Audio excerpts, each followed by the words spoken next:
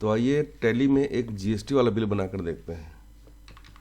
सबसे पहले create company में जाना है और एक कंपनी बनाना है। हमारे जो शॉप का नाम है उसका नाम है अमित सोनी कंप्यूटर्स। बिलासपुर की एक दुकान है जो कि छत्तीसगढ़ में है। ये है उसका पिन कोड। और यहाँ पर नेक्स्ट पेज में जो जीएसटी का ऑप्शन होता है उसको यस रहने देना है, इसको नो नहीं करना है। मतलब ये जीएसटी वाला जो ऑप्शन है यस रहेगा ये, ठीक है। यहाँ पर स्टेट और सारे जो डिटेल है आपको भरना है और कंट्रोल ऐसे सुरक्षित कर देना है। उसके बाद हम क्रिएट में जा रहे हैं और परचेस करने के लिए हम एक लेज़र बनाएंगे परचेस का। सेल करना है तो एक लेज़र बनाएंगे सेल का, ठीक है। ये हमने बना लिया लेज़र। इसमें नीचे कुछ आपको एक्स्ट्रा करना नहीं है। परचेस का लेज़र का नाम लिखना है purchase account, under purchase account और कंट्रोल ऐसे से सुरक्षित कर दीजिए, ठीक है। अगर आप उधार में माल खरीदने वाले हो तो उसका नाम लिखिए युवराज ट्रेडर्स, ठीक है। संडे क्रेडिटर होंगे ये पक्का, क्योंकि आप माल उधार में खरीद रहे हो। अब क्योंकि आप उधार माल खरीद रहे हो तो उनके पास भी जीएसटी नंबर होना चाहिए, ठीक है। क्योंकि जीएसटी नंबर अगर आप नहीं लिखोगे उनका तो जीएसटी कटेगा नहीं, जीएसटी का बिल आपका ठीक से बनेगा नहीं। अगर आप कैश में खरीदते हो तो भी आपको जीएसटी का नंबर लिखना होगा पार्टी का, ठीक है। अब हम क्रिएट में जाके बना लेंगे स्टॉक का ग्रुप, ठीक है। तो ये है कंप्यूटर आइटम्स, कंट्रोल से सुरक्षित कर दिया है। और यूनिट मैं ले रहा हूँ पीस, यहाँ से भी मैं पीस सेलेक्ट कर लेता हूँ।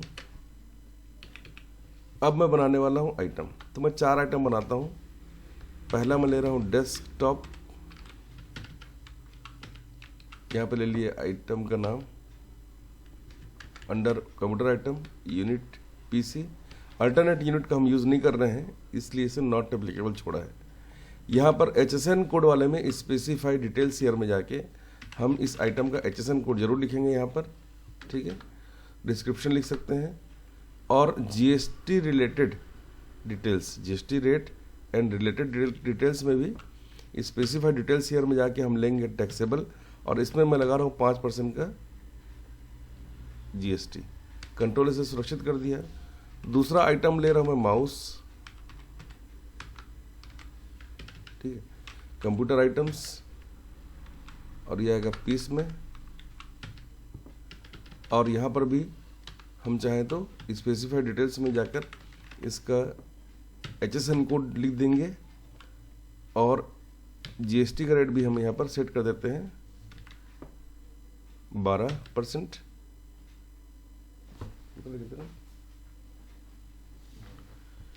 ये हो गया।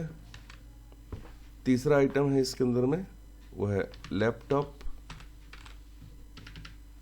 कंप्यूटर आइटम्स, पीस, यहाँ पर इसका HSN कोड,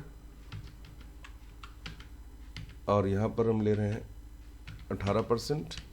और लास्ट आइटम ले रहे हैं हम एंटीवायरस।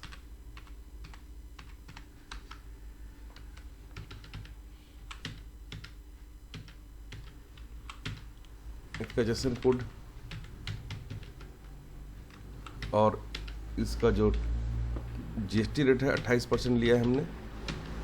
और ये चारों आइटम उन्होंने बना लिए। अब हम जाएंगे वाउचर्स में और F9 दबाकर परचेस के बिल में आएंगे। ये परचेस का वाउचर आ गया है, इनवॉइस नंबर डाल दिया है।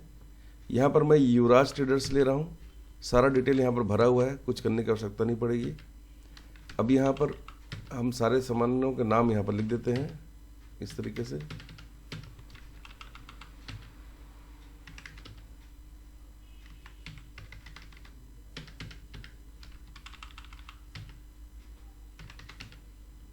इस तरीके से। अब आप सोच रहे होंगे कि जीएसटी तो इसमें लगा ही नहीं है ना, जीएसटी लगा क्या?